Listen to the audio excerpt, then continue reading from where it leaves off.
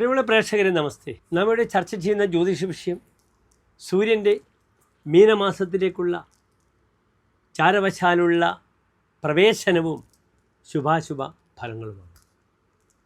ഒരു മാസക്കാലമാണ് സൂര്യൻ ഒരു രാശിയിൽ നിൽക്കുക. 12 രാശികളിലും സൂര്യൻ ഓരോ രാശികളിലും മാറി മാറി സഞ്ചരിച്ച് ഇപ്പോൾ സൂര്യൻ മീനൻ രാശിയിലേക്ക് പ്രവേശിച്ചിരിക്കുകയാണ്.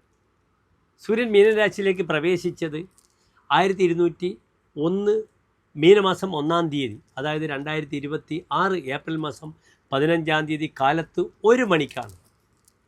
ആ സമയത്തായിരുന്നു മീനരവി സംക്രമം നടന്നത്. കഴിഞ്ഞ 2 മാസക്കാലമായി സൂര്യൻ ശത്രുക്ഷേത്രത്തിലായിരുന്നു, മകരത്തിലും കുംഭത്തിലും. യഥാർത്ഥത്തിൽ സൂര്യൻ്റെ ബലം, സൂര്യൻ്റെ പ്രഭാവം ആരംഭിക്കുന്നത് മീനൻ രാശിയിൽ, സ്വന്തം സുക്ഷേത്രമായ മീനൻ രാശിയിൽ പ്രവേശിക്കുന്ന സമയം മുതലാണ്. ഏതായാലും ഈ മീനമാസക്കാലം ഓരോ രാശിക്കാരുടെയും ശുഭാശുഭ ഫലങ്ങൾ എപ്രകാരമാണെന്ന് നമുക്ക് ചിന്തിക്കണം.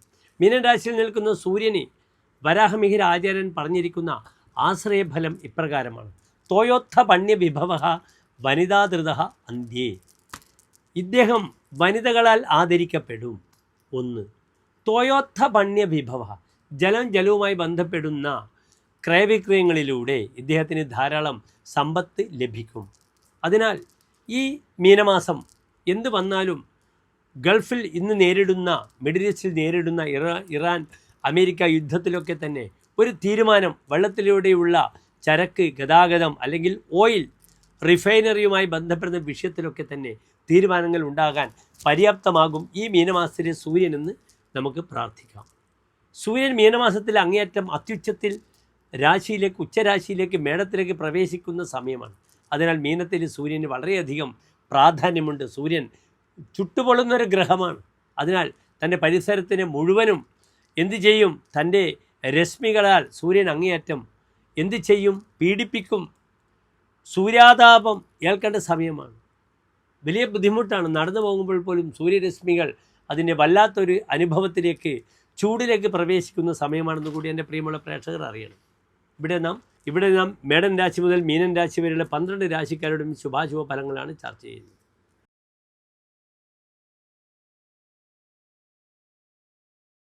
ചാരവശാൽ സൂര്യൻ ഇടവൻ രാശിക്കാർക്ക് എവിടെ നിൽക്കുന്നു?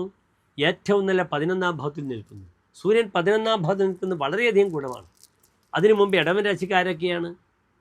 കാർത്തിക നക്ഷത്രത്തിൻ്റെ അവസാനത്തെ 45 നാഴിക, രോഹിണി മകയിര നക്ഷത്രത്തിൻ്റെ ആദ്യത്തെ 30 നാഴിക വരുന്ന 2 നക്ഷത്ര സമൂഹം.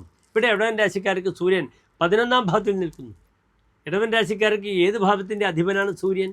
അവരുടെ 4-ാം ഭാവാധിപനാണ്. അവിടെ 4-ാം ഭാവം എന്താകുന്നു? അമ്മാവന്മാർ, മരുമക്കൾ, കൃഷിഭൂമി, വീട്, ജലം, ഇതൊക്കെ ചിന്തിക്കേണ്ടുന്ന ഭാവമാണ്. നാൽക്കാലികൾ, വാഹനങ്ങൾ ഒക്കെ ചിന്തിക്കേണ്ടുന്ന ഭാവമാകുന്നു 4-ാം ഭാവം. ഇവിടെ 4-ാം ഭാവാധിപനായ ഗ്രഹം തൻ്റെ സുഹൃത്തായ വ്യാഴക്ഷേത്രത്തിൽ നന്നായി നിൽക്കുന്നു. അതിനാൽ ഈ സൂര്യൻ വളരെയധികം നന്മകളെ പ്രദാനം ചെയ്യും ഇടവൻ രാശിക്കാർ. സലാഭ എന്നാണ് വരാഹമിഹിരാചാര്യൻ ഫലം പറഞ്ഞിരിക്കുന്നത്, ലാഭത്തോടു കൂടിയത്.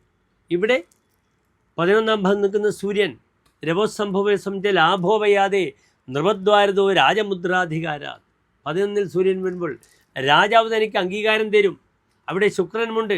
അതിനാൽ കലാരംഗത്ത് ശോഭിക്കുന്നവർക്ക്, സയൻറ്റിസ്റ്റുകൾക്ക്, കണ്ടുപിടിക്കുന്നവർക്കൊക്കെ ഏറ്റവും നല്ല സമയമാണ്. അവർക്ക് അംഗീകാരങ്ങളും പുരസ്കാരങ്ങളും ലഭിക്കുന്നു. പ്രതാപാനയിലെ ഛത്രവ സമ്പദന്തി ശ്രീയോനേകഥ ദുഃഖം അങ്കോദ്ഭവാനം. തൻ്റെ പ്രതാപത്തിൽ തൻ്റെ ശത്രുക്കൾ നശിച്ചു പോകും. പല രീതിയിലുള്ള സമ്പത്തുകൾ ഉണ്ടാകും. അങ്കോദ്ഭവാനം ദുഃഖം, സന്താനങ്ങൾക്ക് ക്ലേശങ്ങളുണ്ടാകും. കാരണം എന്താണ്?